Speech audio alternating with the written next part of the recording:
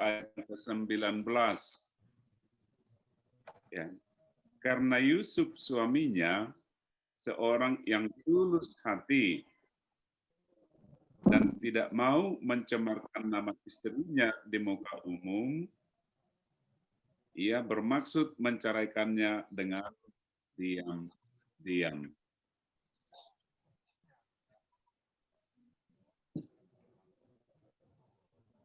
Ya.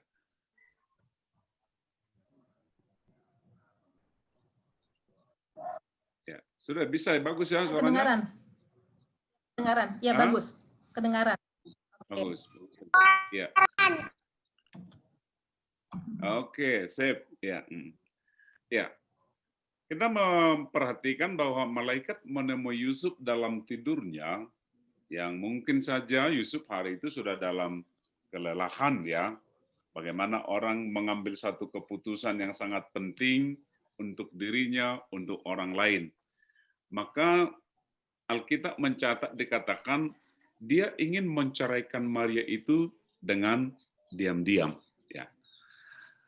Tujuannya jelas di situ. Tujuannya jelas adalah agar Maria terhindar dari hukuman mati sebagaimana hal itu diatur dalam Taurat ya. Itu dalam Ulangan 22 ayat 23 sampai 24. Kalau ada wanita atau perempuan yang ketahuan hamil di luar nikah, ya, maka dia akan dihukum mati ya.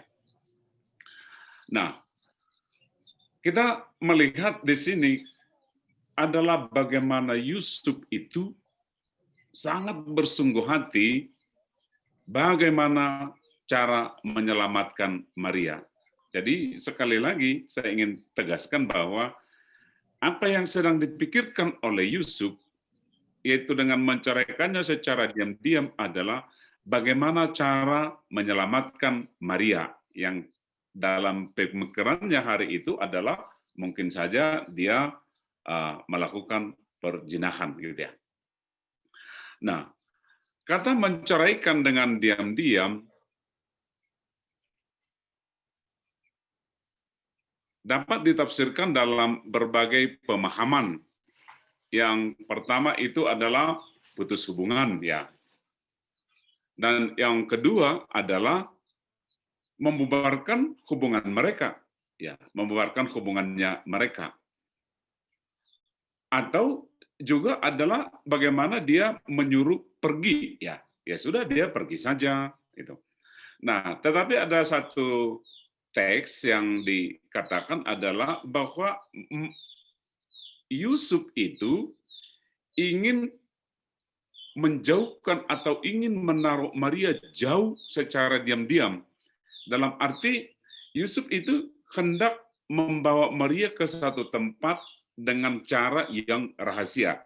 Itu yang bisa ditafsirkan dengan menceraikannya dengan diam-diam. Jadi bukan cerai berpisah, di sini, tetapi adalah bagaimana dia ingin membawa Maria ke satu tempat yang jauh. Ya.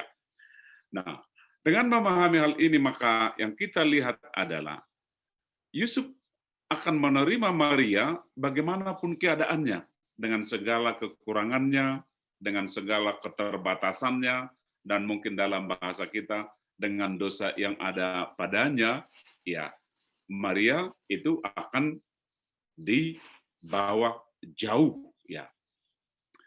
Nah, kalau kita melihat hal ini, maka kita belajar adalah dia atau Yusuf itu hendak menikahi Maria, dan menerimanya dengan segala kekurangan yang ada.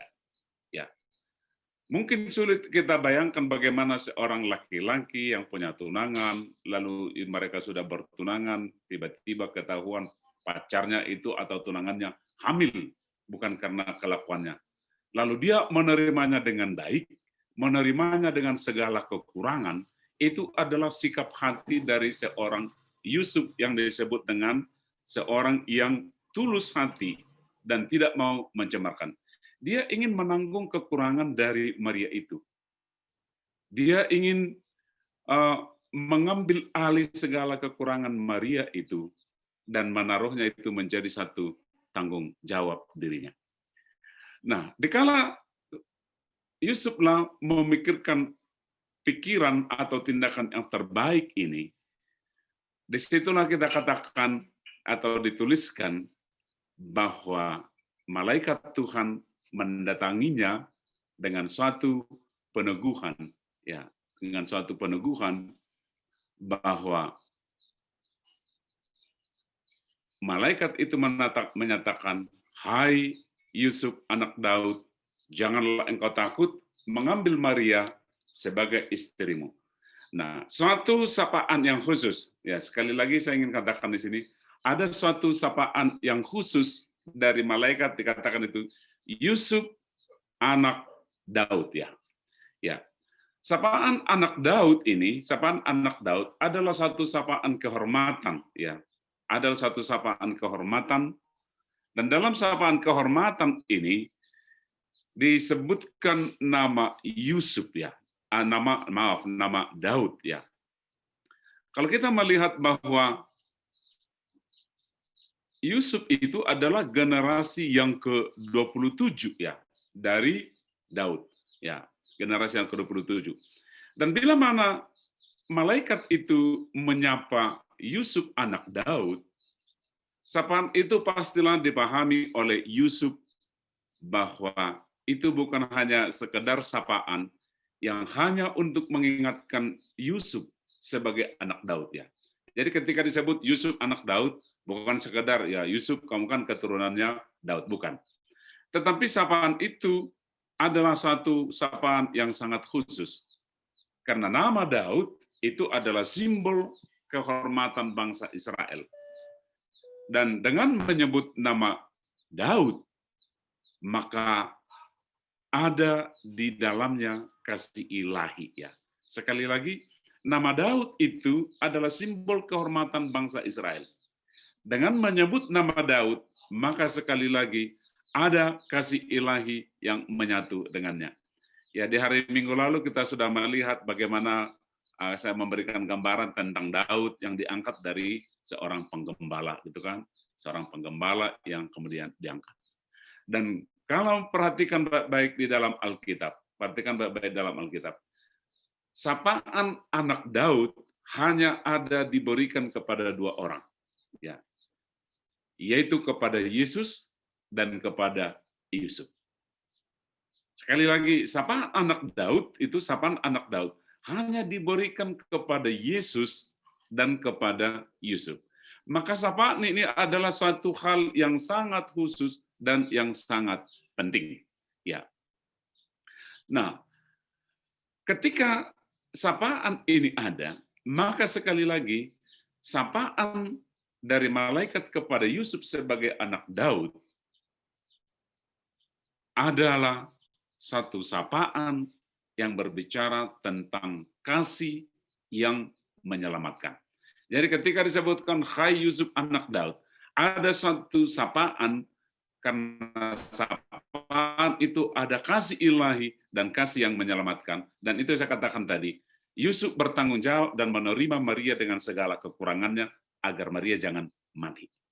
Itu yang ditekankan ketika dikatakan ingin menceraikannya dengan diam-diam. Jangan kita berpikir bahwa bercerai di sini dalam arti pisah, tetapi dia ingin membawanya jauh agar dia selamat. Itu kasih yang ada di dalamnya. Maka di dalam kasih inilah malaikat itu menyapa Yusuf anak Daud. Ya. Janganlah engkau takut mengambil Maria sebagai istrimu. Ini adalah suatu dorongan supaya Yusuf dengan keinginan hatinya, dengan sikap hatinya, hendak membawa Maria kepada kehidupan, kepada perjalanan kehidupan yang panjang, maka dalam sapaan itulah kemudian Yusuf didorong untuk menikahi Maria. Nah, kita melihat di sini ketulusan hati dari Yusuf adalah ketulusan untuk menjaga kehormatan dari orang Yusuf adalah ketulusan untuk menjaga kehormatan seseorang, di mana kehormatan itu dia taruh dengan tindakan bahwa kekurangan, dosa, kekurangan yang ada pada orang yang dianggap berdosa, kan itu Maria. Dan tujuannya yang terakhir adalah tujuan orang itu harus selamat, ya. Orang itu harus selamat, orang itu harus hidup, ya. Itu tujuan yang ada. Nah, maka dengan kita belajar dari sini sekali lagi, ketika dia disapa Yusuf anak Daud, maka di dalam diri itu dan di dalam tindakan itu ada kasih ilahi dan ada tindakan yang mau menanggung beban orang yang patut mendapatkan perlindungan dari dirinya. Nah, tema kita adalah bagaimana kita ingin belajar, kita melihat dan menjadi bagian dari kehidupan. Ya, kita akan melayani merayakan Natal, ya. Dan perayaan Natal itu juga akan kita lakukan tahun depan, ya. Sepanjang tahun berjalan, sepanjang Tuhan masih mengizinkan kita menjalani kehidupan kita, maka kita masih akan melaksanakan perayaan Natal. Tetapi saya ingin menegaskan kepada kita pada hari ini, janganlah kita kemudian hanya menaruh perayaan hari ini hanya sekedar kenangan atau hanya sekedar ingatan bahwa juru selamat telah lahir ke dunia. Bahwa ini jangan hanya sekedar kenangan bahwa kita yang berdosa oleh karena Tuhan Yesus telah lahir di Betlehem, kita selamat. Tidak hanya lagi pada sebatas itu. Kita memang mengerti bahwa kedatangan Tuhan, bahwa Dia hadir untuk membawa kelepasan dari segala dosa-dosa kita. Tapi ingin kita juga belajar di sini, sebelum Yesus Kristus menyerahkan dirinya untuk melepaskan kita dari dosa, maka ada kisah khusus yang telah ditunjukkan oleh Yusuf, bahwa dia pun sudah punya keinginan dan punya keputusan untuk menolong, dalam tanda kutip di sini, menyelamatkan seseorang dari hukuman. Maka ini poin yang penting bagi kita. Saya ingin tegaskan sekali lagi. Sebelum Yesus menyerahkan dirinya menjadi tebusan atas dosa kita, maka kita sudah belajar dan melihat contoh dari diri seorang Yusuf. Bahwa dia pun sudah punya sikap dan tindakan untuk melepaskan seseorang dari segala kesalahan. Maka belajar daripada kebenaran itu, kita punya satu kesempatan ataupun menjadi suatu tanggung jawab bagaimana kita menunjukkan kasih kita kepada orang yang melanggar hukum. Dan dalam hal ini adalah menutupi dosa dan kesalahan orang-orang dengan kasih. Jadi sekali lagi, mari kita selalu menaruh ini di dalam hati kita, bahwa kita punya satu tanggung jawab, tetapi juga satu kesempatan untuk menunjukkan kasih kepada mereka yang berdosa atau yang melanggar hukum dalam tindakan menutupi dosa mereka atas kasih. Ini pengalaman kami dalam perjalanan ke Sumatera, ya. Ya, kami ini kan namanya sopir kan gantian, begitu kan? Ya, yang bapak-bapak yang sudah biasa menyopir itu, apalagi lintas Sumatera itu nyelip kiri, nyelip kanan itu sudah terbiasa gitu. Ya, sudah bukan hal yang asing main selip sana, selip sini gitu ya. Nah, satu ketika kami sudah masuk ke daerah Sumatera Utara gitu ya, lewat perkebunan, sana itu memang truk-truknya panjang banget. Kalau tidak pintar-pintar kita bisa celaka. Ya, kebetulan kami sudah ganti supir, ipar saya yang bawa. Ini sudah agak malam gitu kan. Saya jalan-jalan, oke, sudah mau ambil tarik, dilihat kosong, maju gitu kan. Oh, tak tahu ada mobil dari depan, gitu kan. Wah, pander mobil. Wah, Saya dalam hati celaka kita. Cuma saya agak tenang saya dan dia juga tenang. Lalu dia memang berhenti di atas. Dia memang betul-betul mengalah dan membiarkan kami. Dia berhenti, kami berhenti sampai truk yang panjang ini lewat baru kami masuk. Pikiran saya mungkin dia akan marah, gitu kan? Tapi ya kami sadar gitu kan. Ipar saya ini buka kaca, dia bilang kita akan minta maaf gitu ya. Lalu dia bilang apa-apa, terima kasih katanya. Saya sudah berpikir orang Sumatera Utara gitu kan, biasanya kalau ada orang gitu kan, di mana mata lu kan, udah begitu kan, udah dikelakson gitu kan. Tapi saya berpikir gini ya, betapa juga ketika kita salah dalam perjalanan seperti ini, dia dengan senyum dia bilang, enggak apa-apa gitu kan. Nah, saya belajar di situ bahwa inilah juga kehidupan kita gitu ya. Kita melihat hal-hal yang kurang, hal-hal yang ada pada diri orang lain. Mari kita menutupinya di dalam kasih. Amin Bapak Ibu. Amin ya. Ya, semua hal yang kurang, semua hal yang ada, Natal ini kita belajar untuk merenungkan. Tidak ada yang sempurna. Bahkan seperti Yusuf itu, dia tahu dalam tanda kutip, Maria punya kesalahan yang besar. Tapi keputusannya adalah, dia ingin menikahinya dengan diam-diam dan membawanya jauh, supaya dia selamat. Jiwa itu yang penting. Ya, mengasihi itu bukanlah pekerjaan yang mudah ya. Apalagi untuk mengasihi orang yang merusak kepercayaan kita. Itu bukan hal yang mudah. Tetapi apakah kira-kira yang diharapkan oleh Yusuf dari Maria, sehingga Yusuf mau menerimanya dengan segala ketulusan, dan juga mau untuk menjaga nama baik Maria? Ya. Mungkin saja bisa kita katakan tidak ada yang diharapkan. Namun hal yang pasti adalah, Yusuf menyadari bahwa mengasihi itu dan melindungi seseorang dari segala kesalahan dan kekurangannya adalah kewajiban. Ya, sekali lagi, mungkin saja tidak ada yang begitu diharapkan oleh Yusuf dari Maria dengan segala kesalahannya. Tetapi mari kita belajar di sini adalah bahwa melindungi orang dan menjagai seseorang adalah merupakan kewajiban bagi kita. Ya, kita tahu di dalam Alkitab, dosa perzinahan hukumannya adalah hukuman mati. Dan hanya kasih dalam ketulusanlah yang dapat membebaskan seseorang dari semua hal itu. Nah, kita juga melihat contoh, sebelum Yesus menyerahkan nyawanya menjadi tebusan bagi banyak orang, dia juga telah melepaskan seorang perempuan yang berdosa dari hukuman mati. Ya. Jadi sebelum Yesus pun menyerahkan nyawanya, bahwa Yesus pun sudah menunjukkan satu tanda atau melakukan satu perbuatan yang nyata, melepaskan orang dari hukuman mati. Ya. Bukan setelah dia mati lalu diberikan pengampunan. Ketika dia hidup pun dia telah memberikan pengampunan. Ya.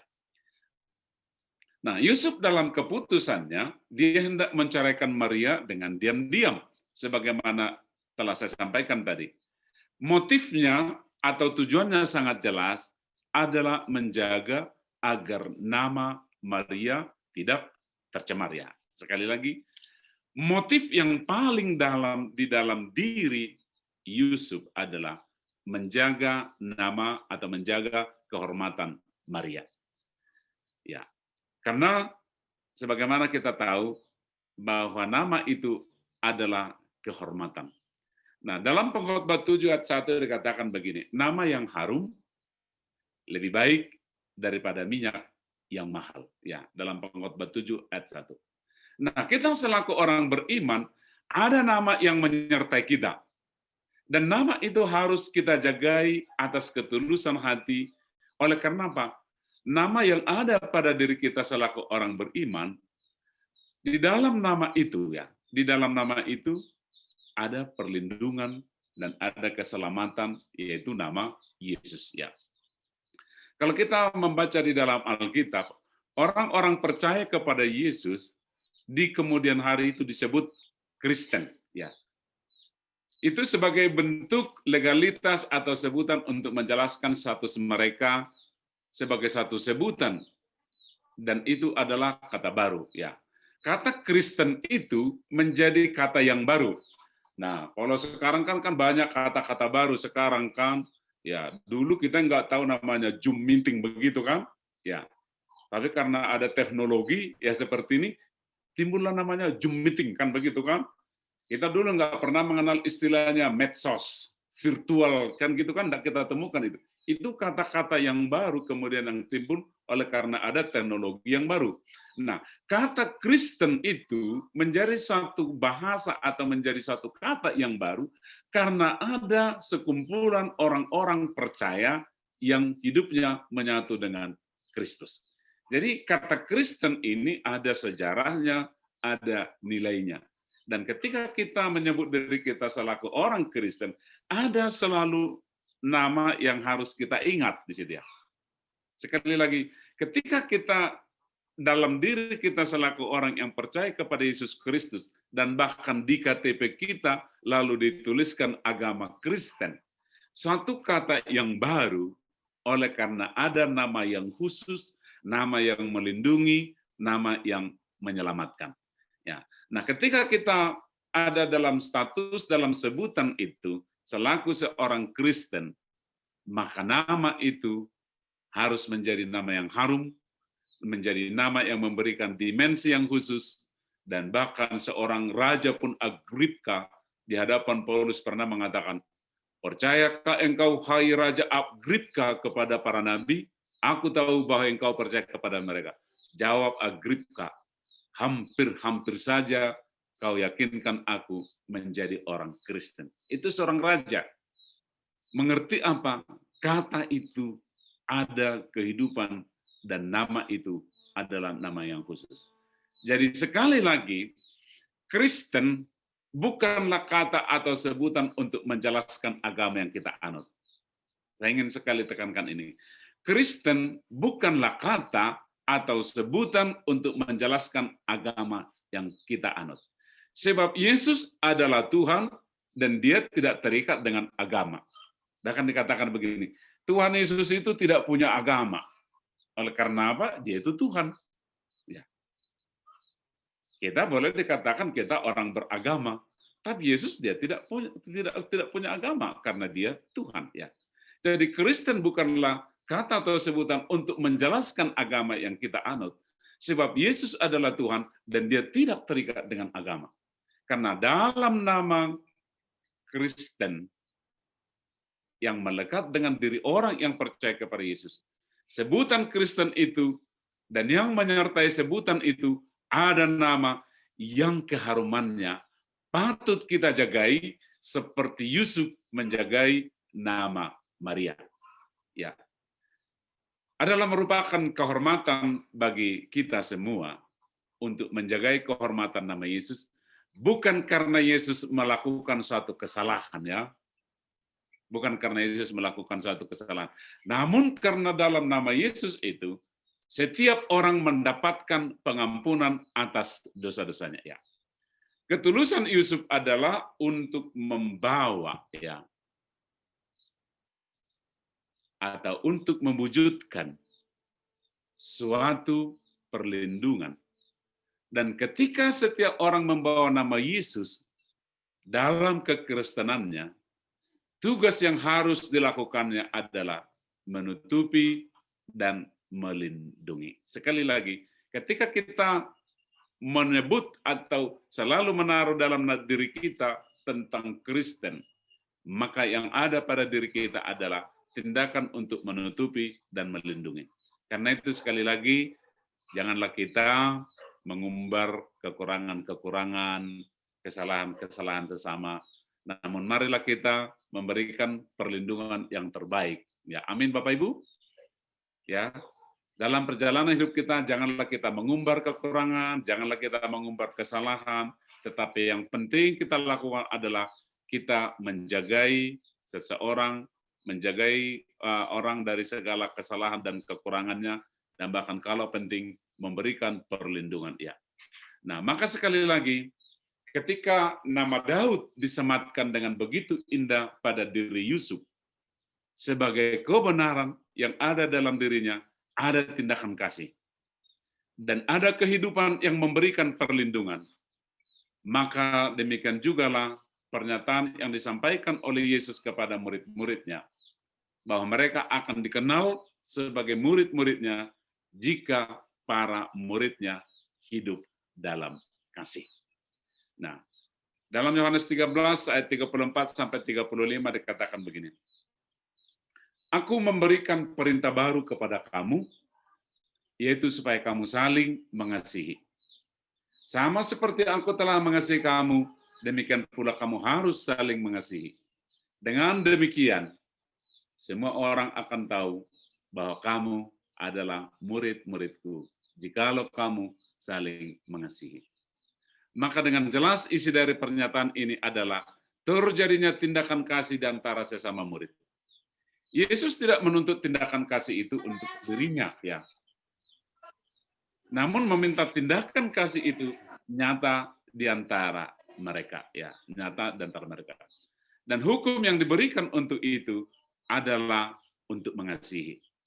Dan isi hukum kasih yang tertinggi itu adalah kasih itu juga. Maka dalam 1 Petrus 4 ayat yang 8 dikatakan begini, tetapi yang terutama, kasihilah sungguh-sungguh seorang akan yang lain, sebab kasih menutupi banyak sekali dosa. Ya. Tetapi yang terutama, kasihilah sungguh-sungguh seorang akan yang lain, sebab kasih menutupi banyak sekali. Kata banyak ini adalah sebenarnya tidak terhitung. Tidak terhitung. Nah, dalam nama kekristenan yang melekat dengan diri kita, dan kita merayakan Natal ini, maka yang harus kita wujudkan adalah kemauan seperti Yusuf menjaga nama baik. Dan dalam menjaga nama baik ini, yang ada adalah bagaimana kita menutupi banyak sekali dosa. Ya, kita tentu selama 1 tahun ini kan banyak kekurangan-kekurangan dalam kehidupan kita bersama, dalam perjalanan kehidupan kita. Kita semua punya kekurangan. Tidak ada yang tidak punya kekurangan. Tapi mari kita dalam Natal ini adalah, hati kita adalah belajar dari Yusuf. Menutupi kekurangan dan menutupi kekurangan. Yang di dalamnya adalah, tujuannya adalah kita memberikan kehidupan. Amin, Bapak Ibu. Amin. Ya, saya lihat Pak Tanjung ini dengan senyum ini ya. Ya, udah lama tidak ketemu dengan Pak Tanjung ya. Kita dalam hidup ini belajar untuk selalu belajar menutupi banyak dosa. Ya, saya sendiri tidak tahu apakah Yusuf kemudian hari berbagi cerita bahwa pernah dia bilang, kalau mungkin bahasa kita sekarang, Mama Maria, tahu enggak? Sebenarnya saya dulu sudah mau menceraikan kamu ketika saya tahu kamu hamil, gitu ya. Maka Yusuf kemudian berbagi cerita atas hal itu. Apakah dia membicarakan itu kemudian kepada Yusuf setelah mereka berumah tangga? Ataukah dia mendiamkannya bahwa Yusuf tidak pernah membicarakan? Sebab sebagaimana kita lihat, Yusuf adalah salah satu contoh orang yang sangat baik yang kita baca di dalam Alkitab. Satu kata dia tidak pernah bicara, tetapi tindakannya berbicara. Itu yang kita belajar dari Yusuf. Kalau Maria masih banyak dia bicaranya, bahasanya, atau perkataannya yang kita lihat. Tetapi Yusuf kita tidak pernah membaca sepatah kata pun dia berbicara. Tetapi tindakannya adalah selalu tindakan kasih. Maka kalau dikatakan kasih tanpa kata, tapi tindakan itu ada pada Yusuf. Dan semoga ini ada pada kita, Bapak Ibu ya, bahwa tindakan kitalah yang menunjukkan perbuatan kita. Sebagaimana Yusuf itu, tidak pernah kita membaca di dalam Alkitab, ada perkataan atau satu kata yang disampaikan oleh Yusuf. Tetapi tindakan kasihnya itu sangat luar biasa. Kita belajar dari tokoh, dari teladan yang baik ini. Amin, Bapak Ibu. Amin. Ya. Kita melihat di sini bahwa Yusuf meninggalkan suatu teladan yang sangat baik. Dan teladan yang ditinggalkan itu adalah dia mau menanggung kekurangan dari pasangannya dan tanpa mengumbarnya dan ditanamkan dalam ketulusan hati. Saya ingin menekankan ini. Yusuf mau menanggung kekurangan dari pasangan ya, Walaupun kita tahu Maria tidak punya kekurangan. Tetapi kita belajar dia sudah mengambil keputusan menerima kekurangan-kekurangan dari pasangannya dan tidak pernah mengumbarnya karena di dalamnya ada ketulusan hati. Dan saya berharap mulai hari ini dan sampai seterusnya, jangan pernah kita mengumbar kekurangan pasangan kita. Amin, Bapak Ibu. Saya belum lihat ini ya. Ini baru si Dwi yang saya lihat di sini ngomong sama mamanya begitu ya. Ya. Mari kita belajar dalam hal ini. Jangan kita pernah mengumbar kekurangan pasangan kita. Bagaimanapun keadaannya. Tapi mari kita jalani itu di dalam ketulusan hati. Dan itulah yang ditunjukkan oleh Yusuf dalam kisah yang kita rayakan pada perayaan Natal pada hari ini. Sekali lagi perayaan Natal akan datang silih berganti selama tahun-tahun kehidupan yang berjalan. Namun baiklah kita masing-masing mengambil suatu hikmah yang khusus dalam perayaan ini. Bahwa orang-orang yang paling terdekat dengan kita, bahwa mereka menikmati suatu kehormatan atas ketulusan hati kita. Ya, sekali lagi, dalam perayaan Natal ini, marilah kita mengambil masing-masing hikmah yang khusus di dalamnya. Bahwa orang-orang yang paling terdekat dengan kehidupan kita, menikmati suatu kehormatan atas ketulusan hati kita. Dan kiranya ketulusan hati kita itu, dan dalam ketulusan hati kita itu pun, kelak malaikat akan menyapa kita sebagaimana Yusuf disapa, hai Yusuf anak Daud. Seperti saya katakan tadi, itu kehormatan, ada kasih ilahi, dan ada ketulusan. Dan kelak kita pun disapa oleh Yesus Kristus, yang oleh nama itu ada sebutan Kristen yang kita taruh dalam hidup kita, bahkan kita tempelkan di dalam KTP kita. Kelak suatu saat dia akan berkata kepada kita, hai engkau sahabatku, aku bahagia dengan ketulusan hatimu, dan aku akan menyertai engkau sampai akhir zaman. Pada sebagaimana dituliskan dalam Amsal 4 ayat yang ke-23. Jagalah hatimu dengan segala kewaspadaan, karena dari situlah terpancar kehidupan. Hati yang baik, hati yang memberi kehidupan. Salam Natal bagi kita semua, Bapak Ibu yang dikasihi oleh Tuhan Yesus Kristus. Kita merenungkan bahwa Natal kita dan bagian yang untuk kita pegang pada hari ini sebagai berita Natal adalah hati yang memberi kehidupan. Tuhan kiranya memberkati kita, dan Tuhan kiranya menjagai kita, dan kita akan memasuki tahun yang baru dalam kasih dan anugerah Tuhan. Sehingga masing-masing kita akan berbahagia dalam kehidupan kita. Amin Bapak Ibu. Sampai sini yang dekat dengan pasangannya, selain Pak Tanjung dengan Ibu yang saya lihat, sama Pak Siburian dengan Ibu, kemudian Opung Bles dengan Ibu. Pak Martinus belum saya lihat dekat dengan Ibu, gitarnya yang dipeluk-peluk ini. Ya, oke, kita boleh bersalaman di dalam hati dan dalam doa. Oke, mari kita berdoa. Tuhan yang Maha Pengasih, Engkaulah Allah kami, dan Engkaulah kekuatan kami. Berikanlah kami hati, yaitu hati yang memberikan kehidupan. Hati yang menghormati dan hati yang menghargai, serta hati yang memberikan perlindungan. Dan kiranya orang-orang yang paling kami kasihi, orang-orang yang paling dekat dengan hidup kami, pun mereka mendapatkan kehidupan. Bahkan orang-orang di sekitar kami pun mendapatkan kehidupan. Nama Kristen yang disebutkan dengan diri kami, ada nama Yesus yang ada di dalamnya, yang menyatu di dalamnya. Dan biarlah kami menjaga kehormatan nama Tuhan dengan menunjukkan kasih yang sesungguhnya. Tuhan memberkati kami semua.